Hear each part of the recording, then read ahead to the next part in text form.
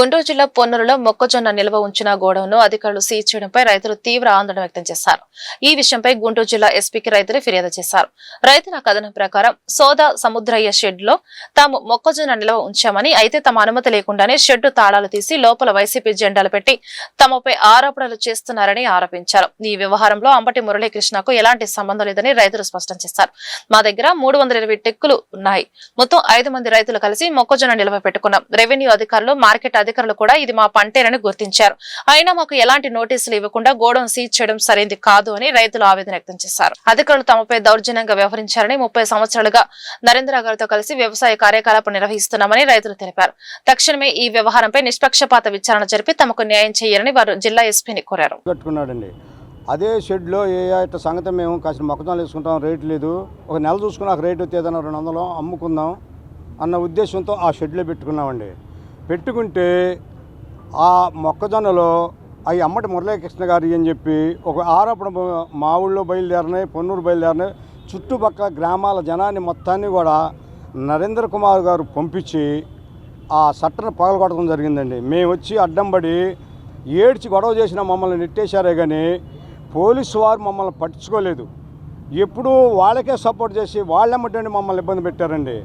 మద్దతు రేటు ఉంది అని అనుకుంటే 2 నెలలకి మేము అమ్మేసుకొని దాంట్లో పని చేయించుకున్న వాళ్ళు కూడా మేము డబ్బులు ఇవ్వలేదండి. ఏ అప్పులు తెచ్చుకొని భార్యల మెడలోనూ బిడ్డల మెడలో ఉన్న ఒక బంగారం ఉంటే 1 లక్ష రూపాయలు తెచ్చుకొని వాటికి పెట్టుబడి పెట్టి మేము ఆ షెడ్లో వేసుకున్నాం.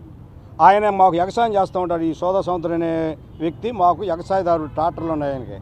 ఆయన పెద్ద షెడ్ ఊరు అమ్మటి మురళీకృష్ణ గారి ఇంటి ఎదురులో ఉందండి ఆ షెడ్డు. ఉంటే మేము అడిగితే కాదనలేక వేసుకుంటారా ఈ 2 నెలలు దాకా అమ్ముకున్న తను ఆయనకు తీసేసుకోండి, నేను షెడ్లో అవి పెట్టుకోవాలి, వర్షాకాలం వచ్చి అన్నా అండి. అందుకే మేము పెట్టుకున్నాం. దానికి ఆ సట్ట పగలగొట్టి సీల్ చేయాలంటే మేము అడ్డం పడ్డామండి. మేము అడ్డం పడ్డా పోలీసు వారు మాకు ఏ సహాయం చేయకుండా వాళ్ళెమ్మటే ఉండి మమ్మల్ని లాగేత్తడం జరిగింది.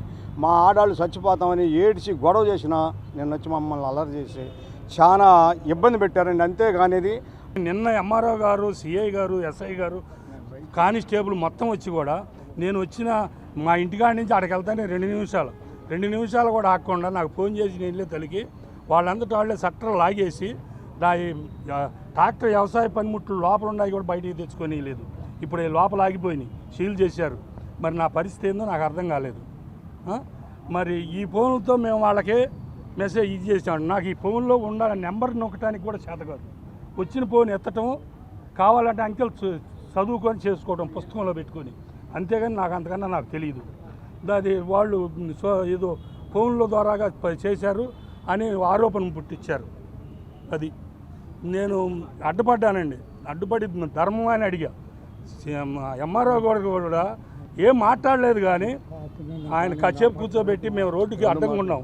అడ్డంగా ఉంటే మాకు సంకల్లో చేతులేసి ఇద్దరు పట్టుకొని ఇసిరి బయట పారేశారండి. నేను హార్ట్ పేషెంట్ని, బైపాస్ చేయించుకున్నా.